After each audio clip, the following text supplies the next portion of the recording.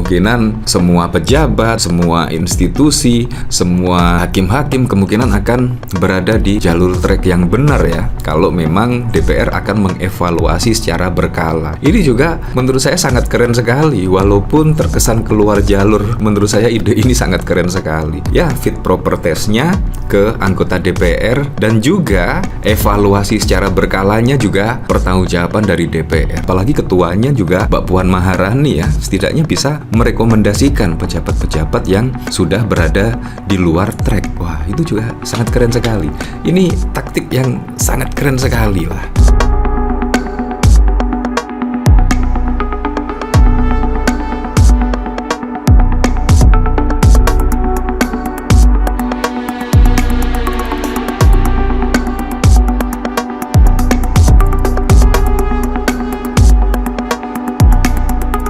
Belum menyaksikan video ini, pastikan bosku jangan lupa subscribe, karena subscribe itu gratis plus bonus tonton video terbaru setiap harinya. Jangan lupa ya. Nah, akhirnya sudah diputuskan ya, yaitu DPR ubah tata tertib terkait apa? Yaitu DPR bisa mencopot Ketua KPK, Komisioner KPK, Hakim MK, Kapolri, bahkan Panglima TNI. Bagaimana menurut Anda? Apakah Anda sependapat? Ya memang sih, ini sangat mengejutkan sekali karena tata tertib di DPR bisa keluar jalur. Wah, kurang lebih seperti itu. Padahal kalau kita lihat di MK itu ada MK-MK. Ya, semuanya ada tatib tersendiri lah. Tetapi sungguh mengejutkan sekali dikarenakan apa? Fit proper testnya di DPR, dan akhirnya disimpulkan DPR bisa mencopot Ketua KPK, Hakim MK, hingga Kapolri. Wah, ini sangat mengejutkan sekali ya.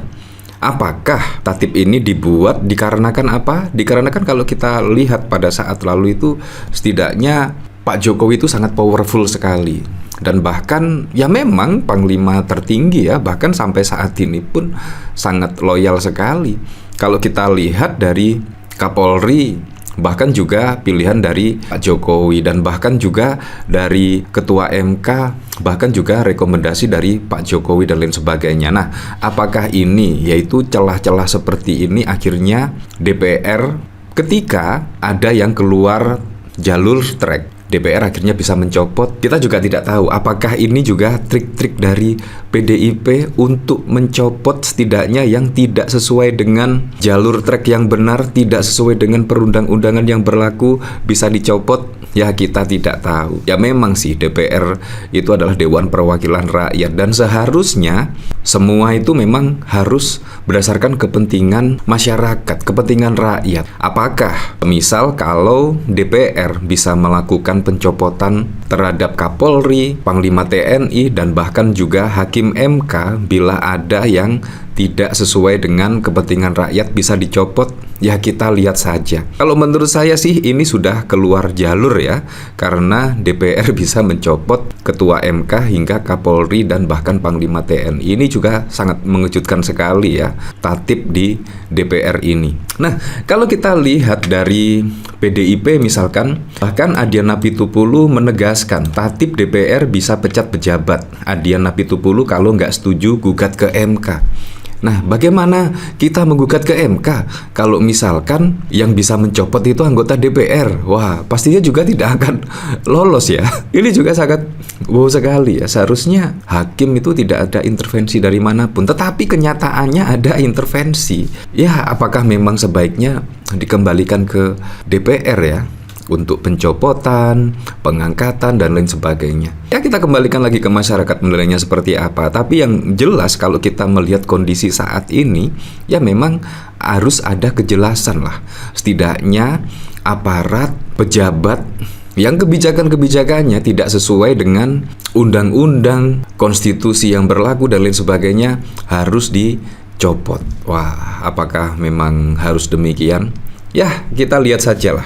Nah, kalau kita lihat dari pemberitaan di sini, kabar 24 Bisnis, Wakil Sekretaris Jenderal DI Perjuangan Adian Apitupulu mengatakan pihak yang tidak setuju dengan tatib baru bahwa DPR bisa mengadu ke Mahkamah Konstitusi. Pasalnya, pada Rabu 5 Februari DPR menyepakati rancangan peraturan DPR RI tentang perubahan atas peraturan DPR RI nomor 1 tahun 2020 tentang tata tertib yang mengevaluasi berkala calon pejabat publik yang telah ditetapkan dalam rapat paripurna. Ya, apalagi juga sekarang ini kong kaling kong. Wah, pada saat lalu juga ada hakim yang setidaknya memberikan vonis 6,5 tahun kepada kasus timah yang konon katanya merugikan negara 300 triliun. Nah, apakah memang perlu dievaluasi secara berkala ya oleh DPR? Kalau misalkan ini memang benar untuk kepentingan rakyat dan negara, saya sih sependapat ya, walaupun memang terkesan keluar jalur, saya sih sependapat saja. Yang penting memang benar-benar untuk kepentingan rakyat dan negara. Menurut saya seperti itu sih. Kalau memang ini memang benar-benar bisa diterapkan, wah, kemungkinan semua pejabat, semua institusi, semua hakim-hakim kemungkinan akan berada di jalur trek yang benar ya. Kalau memang DPR akan mengevaluasi secara berkala. Ini juga menurut saya sangat keren sekali, walaupun terkesan keluar jalur. Menurut saya ide ini sangat keren sekali.